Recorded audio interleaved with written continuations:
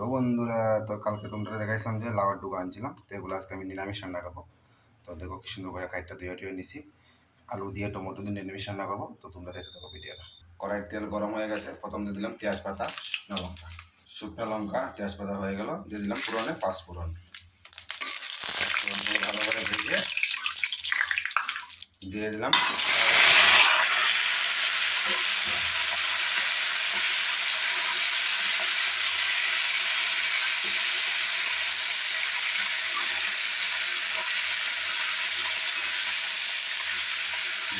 আলু, ঘরে সিদ্ধ করা ছিল আলু, দিয়ে দিলাম আলু, ভালো করে নেড়ে চেড়ে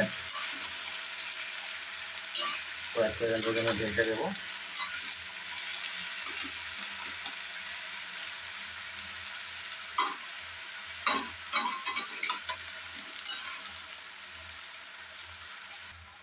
প্রায় সিদ্ধ হয়ে গেছে, দিয়ে দিলাম পরিমাণ মতো লবণ,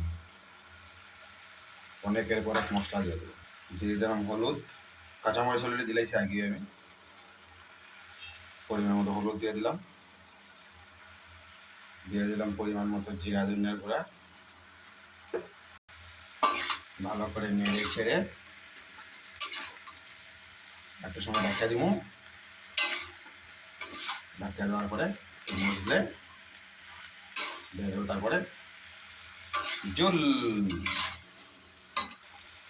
দেখো কি সুন্দর সিদ্ধ হয়ে গেছে,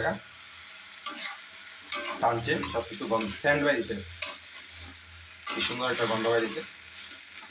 তো এখন দিয়ে দিব আমি এটাতে পরিমাণ মতো জল। দেখো কালারটা কি সুন্দর হয়েছে। তো দিয়ে দিলাম পরিমাণ মতো জল।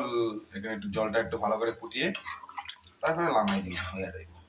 আমার ল্যাঙ্গুয়েজ কিন্তু আলাদা আলাদা আছে, শুদ্ধ ল্যাঙ্গুয়েজ হয়, আমার গ্রামের ল্যাঙ্গুয়েজ হয়, মাতৃভাষা। তো তোমরা কিছু মনে করো না, তো ভিডিওটা স্কিপ না করে ভালো থেকে দেখবা, দেখলেই মজা পাইবা আমার রেসিপিটা, ঠিক আছে? তো আর একটু সময় দাঁড়াও, একটু সময় হয়ে যাক, তারপরে ভিডিওটা শেষ করে দেবো।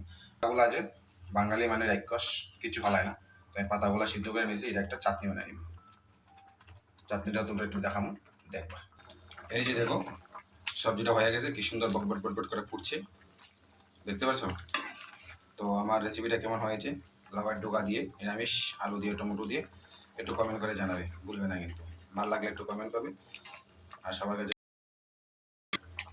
তো আজকে তো খাওয়ার পরে টেস্ট তো হবেই জানি, কারণ ব্যাঙ্গালোরে তোমার এই ধরনের সবজি খাওয়া খুব ভালো। তো লগে যে লাউ পাতাটা আমি সিদ্ধ করে মিক্সচার করে তারপরে কালো জিরে পেঁয়াজ দিয়ে সোমবারি দিয়ে শুকনো মরিচ দিয়ে বানাইছি। আর আমার কড়াইটা দেখে কিন্তু কেউ কিছু বলবে না, কারণ কড়াইটা কালারটা এরকম। তো আজকের জন্য ভিডিওটা এতটুকুই, বাই বাই, টাটা।